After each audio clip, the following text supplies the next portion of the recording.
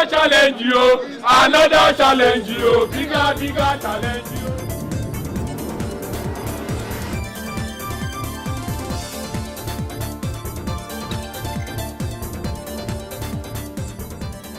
Still on our reportage of the National Assembly, I'm Senami Ohiomohai. We've been here since 9 a.m. today, and so much drama has unfolded. Like a colleague of mine said, one day, so many dramas. All right, the drama started out with many getting to the National Assembly and refusing access. They were refused access into the Assembly complex. What they met was the Department of State Security at the gate, refusing both the staff of the National Assembly and some senators from gaining entrance into the National Assembly. What is all of this about? You know, everyone got worried. Media world were here. The media people were highly represented here, wanting to know what the situation is. So the first rumor that came out is the fact that there is a plan. There has been pressure from the executive for the National Assembly to reconvene with a plan, a booby trap being set that would impeach or change the leadership of the National Assembly. This was the crux, the major story here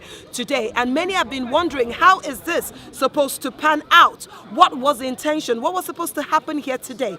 Today, there were supposed to be at least 3 different meetings. The leadership of the National Assembly was supposed to have a meeting with the INEC chairman, talking about the 2019 election, that's the funding for the 2019 election, which is estimated to be about over 16 billion naira. And this was one of the issues that were supposed to be dealt with. But on getting here, so many people could not get in here. We do not know if the Senate president was able to get into the complex, if he was in the complex at all. We cannot readily also tell you right now that Speaker of the House of Representatives could have also been at the National Assembly or not. But what we do know, a number of senators and House of Representative members who were able to speak to the press, some have said that there is a systemic problem and this is an oppression. This is not supposed to happen here at the National Assembly. Members of the members of the chambers, that's the Senate and the House of Reps, are supposed to get in here and do their job at will whenever they choose to.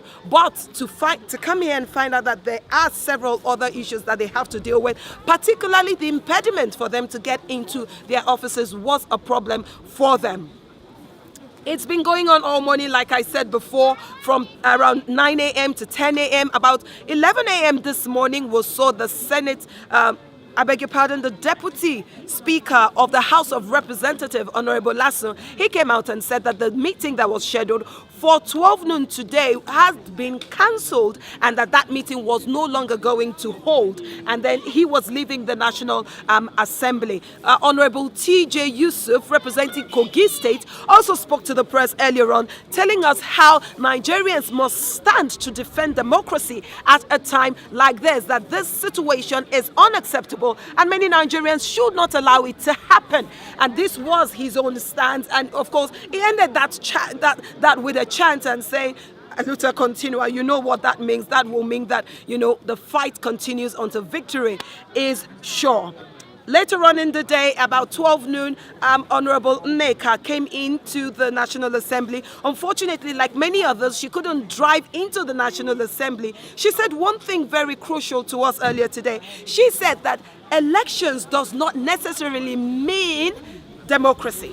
And really, that seemed to be what many are saying, that Nigeria's democracy is in danger if care is not taken. Her concern is that it's a small price to pay to have to walk all the way into the assembly chambers. What's most important is that those who are perpetrating or those who are enforcing this drama should have a rethink, or at least explain to Nigerians what all of this is about. We had referred earlier to the siege of the residence of the Senate President Bukola Saraki and his deputy Ekweremadu about 2 weeks ago, where they were held and not allowed to come out of their houses. This says a lot for us as Nigerians and as the media.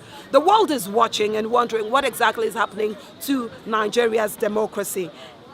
Out here, there's a rumor that is going around that there is a meeting holding somewhere at the National Assembly that is collating signatures that will get them the 2/3 membership. That's the APC, the leading political party, will get them 2/3 of the National Assembly members to be able to impeach the president, the Senate President, Bukola Saraki. If this is true, what does this mean? Well, you can deduce that. You do the math and you understand exactly what this would mean. I am Senami Okyomohai, reporting for Roots TV in Abuja, and you've been watching our reportage. Don't go anywhere just yet, because I assure you the drama is not over yet.